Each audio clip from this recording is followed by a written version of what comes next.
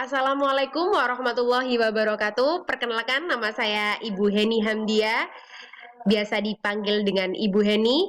Saya adalah salah satu guru di SMK Negeri 1 Sidayu Gresik, tepatnya jurusan Agribisnis Pengolahan Hasil Perikanan. Alhamdulillahirrabbilalamin, hari ini saya diberikan kesempatan untuk memberikan materi pengenalan tentang jurusan Agribisnis Pengolahan Hasil Perikanan atau APHPI. Pastinya di masa pandemi seperti ini kita tidak bisa memperkenalkan jurusan secara langsung atau tatap muka secara langsung, melainkan melalui virtual atau secara online. Hal ini membuat kita tidak patah semangat ya, jadi tetap semangat, tetap mengikuti materi dengan baik. Sebelumnya, Ibu ucapkan selamat datang dan selamat bergabung di SMK Negeri 1 Sidayu, khususnya jurusan Agribisnis Pengolahan Hasil Perikanan. Kalian adalah siswa-siswa terpilih dan sangat beruntung yang bisa masuk di jurusan Agribisnis Pengolahan Hasil Perikanan. Jurusan yang pertama kali ada di SMK Negeri 1 Sidayu. Jadi kalau kita belajar sejarah sedikit tentang SMK Negeri 1 Sidayu, tepat 20 Oktober 2003, sejak berdiri, SMK Negeri 1 Sidayu ini jurusan pertamanya adalah Teknologi Pengolahan Hasil Perikanan, yang kini berubah nama menjadi Agribisnis Pengolahan Hasil Perikanan. Jadi alhamdulillahnya ini jurusan yang cukup diminati dan jurusan ini ada karena untuk menjawab permintaan karyawan untuk di perusahaan-perusahaan besar seperti perusahaan perikanan KML, Kelola Mina Laut, Matsumaya, Indomanis. Jadi perusahaan-perusahaan perikanan yang ada di Gresik khususnya dan di sekitar wilayah Gresik, seperti Lamongan, Surabaya, Tuban, dan sekitarnya. Oke, jadi hari ini Ibu akan memberikan materi tentang mengenal lebih dekat jurusan agribisnis pengolahan hasil perikanan. Kalau kalian pernah mendengar pepatah bahwasanya tak kenal maka tak sayang, itu sangat benar. Jadi karena Ibu ingin siswa-siswa baru jurusan APHPI ini lebih sayang, maka Ibu harus memperkenalkan dulu jurusan APHPI ini seperti apa, biar kalian lebih sayang dengan APHPI. Materi yang akan Ibu sampaikan ada beberapa, yaitu nanti berisi apa saja sih yang dipelajari di APHPI, terus fasilitas apa saja yang mendukung untuk belajar di APHPI, siapa saja guru-guru yang mengajar produktif di APHPI, di mana tempat untuk prakerin APHPI, prospek setelah lulus APHPI, dan yang terakhir nanti Ibu akan tunjukkan beberapa testimoni lulusan dari jurusan APHPI.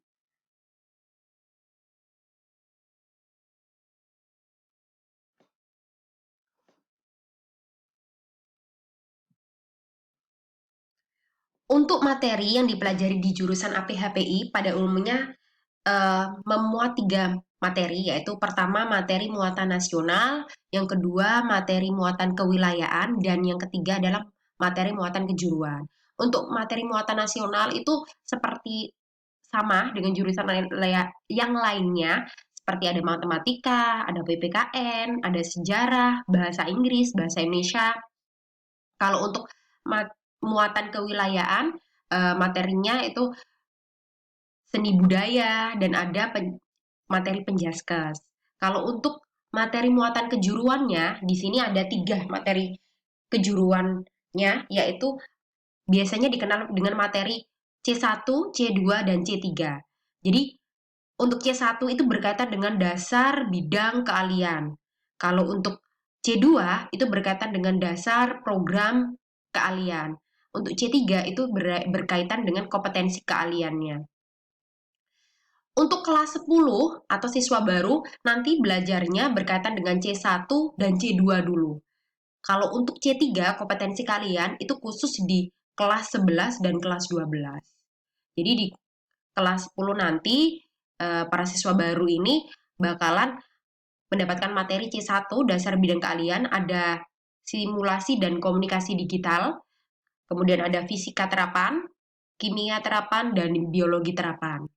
Kalau untuk C2-nya, dasar program keahlian, itu ada C2.1-nya ada dasar penanganan dan proses pengolahan hasil perikanan. Jadi kalau untuk di dasar penanganan dan dasar proses pengolahan, ini nanti dikenalkan apa aja sih proses pengolahan di perikanan itu, prosesnya apa saja, terus penanganannya gimana sih cara menangani ikan dengan baik itu ada di dasar penanganan dan dasar proses. Untuk C2.2, dasar pengendalian mutu hasil perikanan, itu nanti ruang lingkupnya lebih ke pengujian mutu atau berkaitan dengan good laboratory practice. Jadi nanti caranya menerapkan penggunaan laboratorium uji mutu dengan baik itu di dasar pengendalian mutu hasil perikanan. Kalau untuk materi C2.3 atau dasar keamanan pangan, di situ nanti belajar dasar-dasar seperti sanitasi hygiene, terus ada dasar manajemen mutunya seperti GMP, SSOP, HACCP, bagaimana dasar manajemen mutu ini bisa berkolaborasi untuk menghasilkan produk yang aman dikonsumsi oleh manusia, oleh masyarakat, dan memiliki nilai mutu juga gitu. Untuk C3, kompetensi kalian itu khusus untuk kelas 11 dan kelas 12. Jadi nanti kalau para siswa baru sudah naik di kelas 11 sama kelas 12, jadi ada 5 materi pokok kompetensi kalian, yaitu C3.1, produk hasil perikanan secara tradisional. Jadi kalau untuk secara tradisional ini nanti materinya berkaitan dengan gimana sih cara ngolah ikan berkaitan pengolahan dengan secara tradisional. Seperti kita bikin pengasapan, kemudian kita bikin produk presto, kemudian kita bikin penggaraman itu seperti apa, kadar garamnya seperti apa, kemudian kita bikin pengolahan terasinya, petisnya seperti apa itu di tradisional. Untuk C3.2, produk olahan diversifikasi hasil perikanan, itu berisi materi tentang pengolahan ikan menjadi sebuah produk yang memiliki nilai ekonomis. Contohnya, nanti diajari di situ gimana sih cara bikin nugget, gimana sih cara bikin bakso, gimana sih cara bikin ekado, kekian. Jadi ada produk-produk diversifikasi seperti somai, ekado yang memiliki nilai jual tinggi. Kemudian di C3.3 itu produk olahan ekspor hasil perikanan. Jadi di sini menerangkan produk perikanan yang standar ekspor. Contohnya pengolahan udang beku, standar ekspor, filet kakap, terus nanti ada filet ikan tuna, terus ada pembekuan ikan tuna, ada proses pengalengan, ada proses pasteurisasi rajungan, itu di produk olahan ekspor hasil perikanan. Di C3.4 yaitu produk olahan rumput laut dan hasil samping. Nanti yang dipelajari di sini berkaitan dengan rumput laut. Contohnya gimana sih cara bikin dodol rumput laut, permen rumput laut, pemanfaatan karaginan, pemanfaatan rumput laut jenis A, jenis B, gitu. Terus hasil sampingnya nanti jadi limbah, pengolahan limbahnya. Jadi kalau ikan, sisinya nanti dijadikan apa sih? Terus limbah-limbahnya diolah seperti apa gitu. Hasil-hasil sampingnya, tulang-tulangnya bisa dijadikan apa? Oh, dijadikan kerupuk kalsium ikan gitu. Terus di C3.5 di produk kreatif dan kewirausahaan, di sini belajar menghasilkan jadi memproduksi sebuah produk yang kreatif dan memiliki nilai jual yang tinggi. Contoh, di sini nanti diajarin mempraktekkan berkolaborasi dengan produk olahan diversifikasi rumput laut dan tradisional. Contoh, diversifikasinya bikin nugget nih, nugget di mana nuggetnya nugget ikan lele dicampur dengan beberapa sayuran, kemudian dijual dengan harga sekian. Jadi nanti diperhitungkan biaya produksi dengan biaya pengeluarannya seperti apa. Jadi di kewirausahaan ini nanti diajarin untuk menghitung biaya produksinya, biaya harga jualnya itu seperti apa biar nggak mengalami kerugian gitu. Jadi para siswa baru sudah ada gambaran ya untuk muatan kejuruan di APHPI itu ada 3, C1, C2, dan C3. Jadi kalau khusus untuk kelas 10, belajarnya nanti adalah bidang bagian dasar yaitu C1 sama C2. Kalau untuk udah kelas 11 sama kelas 12 nanti belajarnya di C3. Oke, jadi Ibu bakalan puterin satu video. Jadi video ini berkaitan dengan salah satu materi C3 yaitu produk olahan ekspor hasil perikanan. Jadi biasanya di perusahaan-perusahaan besar, perusahaan ekspor itu contoh perusahaan eh, ikan tuna. Ini nanti Ibu puterin. Jadi bisa coba dipahami. Inilah sekilas di perusahaan besar itu proses pengolahan ikannya seperti apa sih gitu. Jadi biar ada gambaran, coba Ibu puterin video proses pengolahan ikan tuna dari ikan tuna utuh menjadi beberapa produk yang nantinya siap untuk diekspor.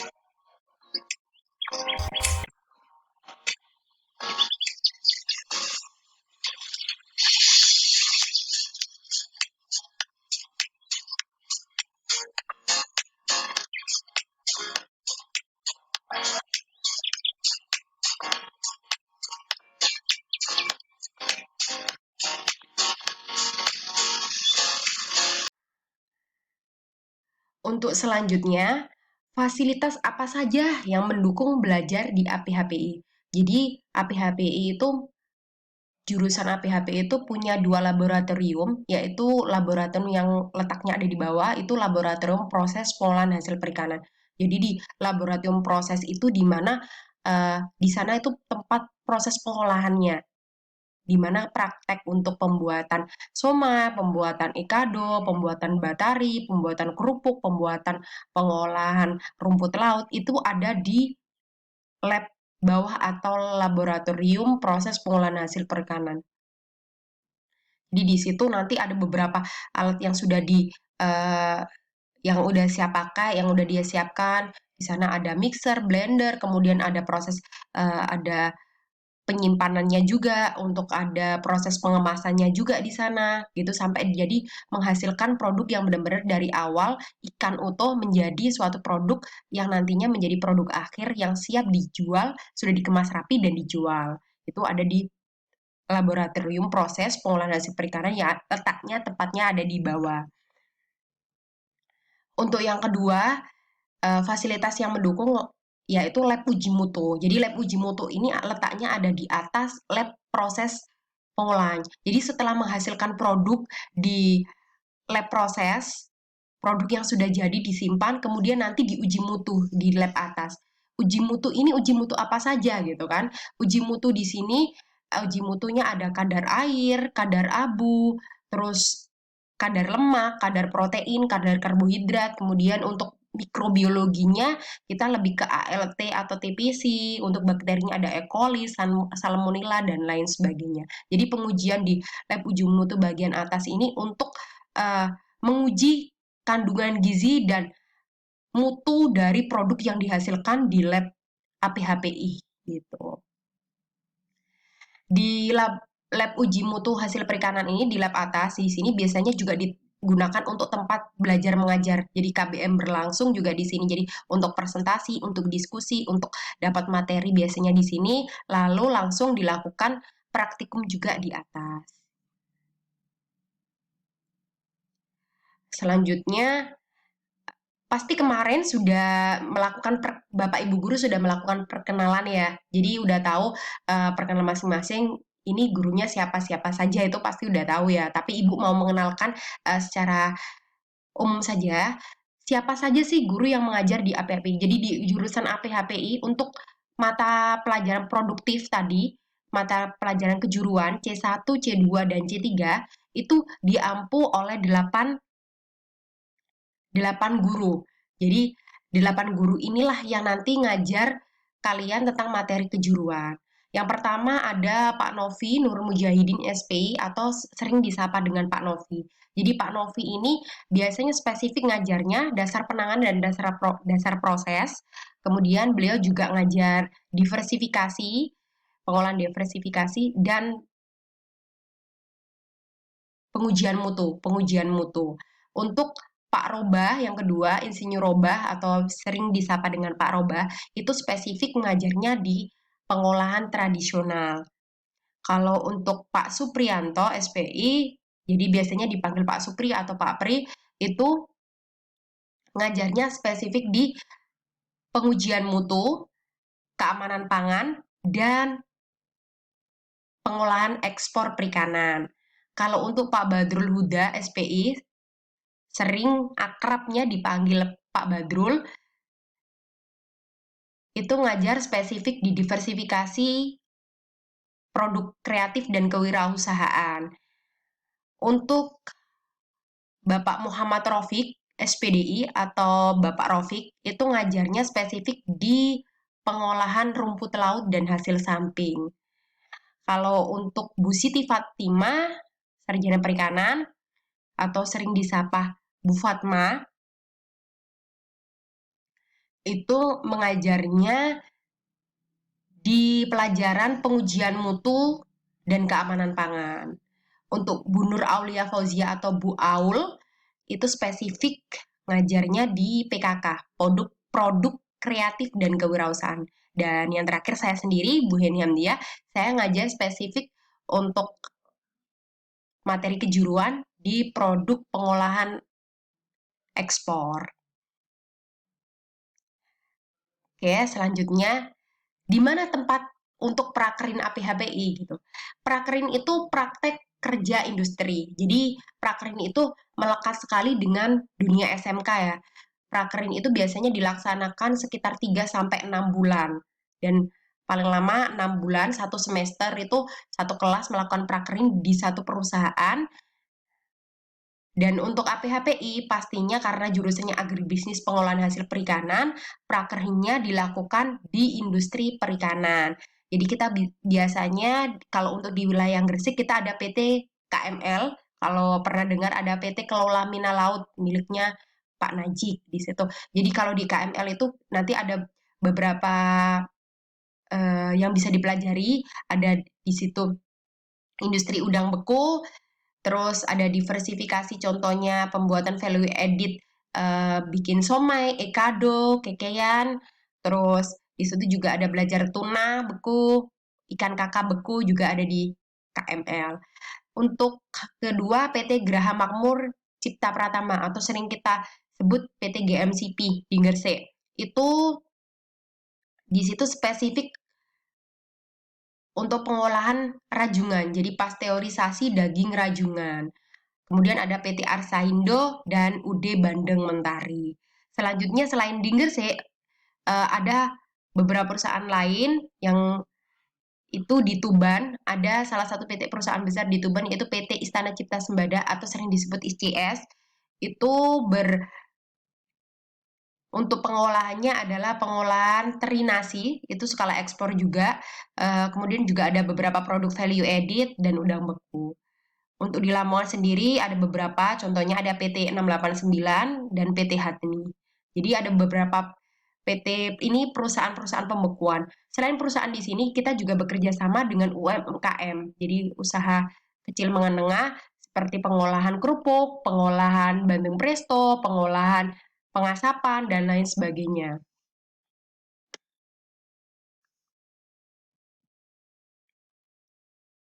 Prospek setelah lulus APHPI. Jadi mungkin pasti kalau untuk SMK, itu tagline-nya atau motivasinya kan SMK bisa, SMK siap bekerja gitu kan. Jadi prospek setelah lulus APHPI, setelah lulus ini mau kemana gitu. Ada 3 pilihan. Yang pertama, berwirausaha. Yang kedua, kerja. Dan yang ketiga adalah kuliah. Berwirausaha. Jadi selama 3 tahun mendapatkan ilmu di APHPI, ilmunya bisa diterapkan untuk melakukan untuk membuat suatu produk untuk berwirausaha. Contoh bikin kerupuk ikan, bikin produk-produk perikanan seperti nugget, somai, ekado, bakso, cilok, ikan, yang awal dulu 3 tahun saat sekolah di APHPI, jurusan APHPI, bisa diterapkan di dunia wirausaha. Jadi kalau belum sempat untuk kuliah, belum sempat tidak ingin bekerja dulu, tetapi ingin membuka lapangan kerja atau berwirausaha, ini pilihan pertama yang bisa dilakukan. Jadi memanfaatkan ilmu yang ada di APHPI dulu yang dipelajarin, mengolah sebuah produk ikan menjadi produk yang siap dipasarkan dan memiliki nilai jual yang tinggi. Pilihan kedua adalah kerja. Kalau bertanya kerja di mana gitu, di APHPI untuk industri perikanan di wilayah Jawa Timur itu sangat banyak sebenarnya. Contoh, saya beri beberapa contoh untuk di Gresik aja ada KML, ada GMCP, Matsumaya, ada Indomanis gitu. Di Lamongan ada PT Starfood, ada 689, ada Hatni, ada QL Internasional. Di Surabaya ada Marindo, Sekar Bumi, Atina, BMI. Dan Pasuruan ada ATI dan Rescanning. Jadi perusahaan-perusahaan ini sudah ekspor ke luar negeri, ke US, Amerika, ada ke Cina, ada ke Korea, Jepang, dan lain sebagainya. Yang penting setelah lulus, mau berusaha, mau mencoba, insya Allah Allah akan kasih jalan gitu. Jadi kalau ada pengen kerja, biasanya setiap tahun mereka buka lowongan pekerjaan, bisa ngelamar di beberapa perusahaan seperti ini. Apalagi dengan pengalaman prakerin yang sudah dilakukan selama 6 bulan di perusahaan, itu bisa menjadi poin penting untuk bisa masuk di perusahaan-perusahaan tersebut.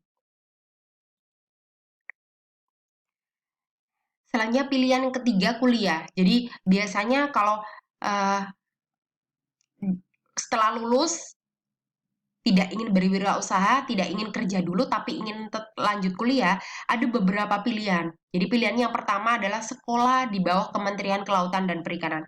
Sekolah di bawah Kementerian Kelautan dan Perikanan ini ada beberapa. Contohnya kalau untuk yang di Jakarta itu ada STP Jakarta atau Sekolah Tinggi Perikanan Jakarta. Ada juga Politeknik Kelautan dan Perikanan. Jadi untuk politeknik itu ada di Sidoarjo, ada di Jembrana, Bali, ada di Bitung, Bima, Sorong, dan Kupang. Kalau untuk universitas negeri, contoh ada UNER, Undip, UB, IPB, UGM. Kemudian kalau untuk universitas swasta, mungkin yang bisa pengen kerja sambil kuliah, andai kata, bisa mungkin dilakukan di Unisla, Universitas Islam Lamongan, di sana ada jurusan perikanan juga, di UMG Muhammadiyah Gresik juga ada, Unitomo di Surabaya juga ada, dan UMS Muhammadiyah Surabaya juga ada. Bisa dilakukan di sana gitu. Jadi kalau untuk setelah lulus dari SMK mau kemana itu tergantung masing-masing. Jadi kalau dari sekarang sudah terpikirkan, oh setelah lulus saya mau berwirausaha, saya mau buka usaha sendiri, usaha kecil-kecilan dulu, semuanya dimulai dari kecil dulu gitu. Jadi memanfaatkan pelajaran yang dulu diajarkan di sekolah, kemudian mengolah sebuah produk, kemudian dipasarkan, dijual. Itu bisa. Kemudian ada yang, pengen kerja dulu, cari pengalaman kerja di perusahaan. Itu tadi pilihannya, ada juga kerja di beberapa industri perikanan yang ada di Jawa Timur juga bisa. Kemudian ada pengen kuliah, pengen cari pengalaman, belajar dulu, nambah ilmu. Oh, bisa juga dilakukan di beberapa universitas yang tadi Ibu sudah sebutkan. Jadi pilihannya terserah, dikembalikan kepada siswa sekalian, itu tergantung masing-masing pilihannya.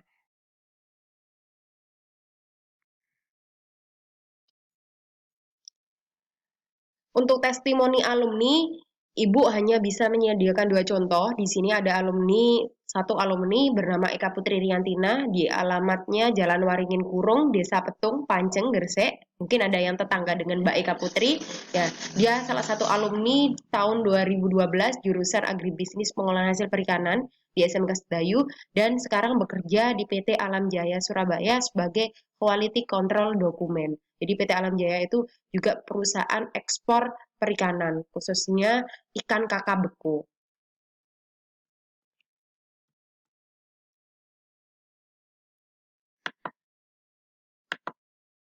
Oke, yang kedua ada Ahmad Fahridin Dwi Putra, yang alamatnya di Ujung Pangkah, alumni tahun 2015 jurusan Agribisnis Pengolahan Hasil Perikanan, sekarang bekerja di PT Agrabinta Shrimp Farm sebagai asisten teknisi. Sekian materi yang telah Ibu sampaikan pada hari ini. Terima kasih atas perhatian dan waktu yang telah diberikan, serta sudah menyaksikan materi ini sampai akhir. Semoga materi yang Ibu berikan hari ini dapat bermanfaat, dapat menambah wawasan dan pengetahuan kalian, serta bisa menambah semangat kalian untuk terus belajar di jurusan Agribisnis Pengolahan Hasil Perikanan. Saya akhiri, wabillahi taufik wal hidayah, wassalamualaikum warahmatullahi wabarakatuh.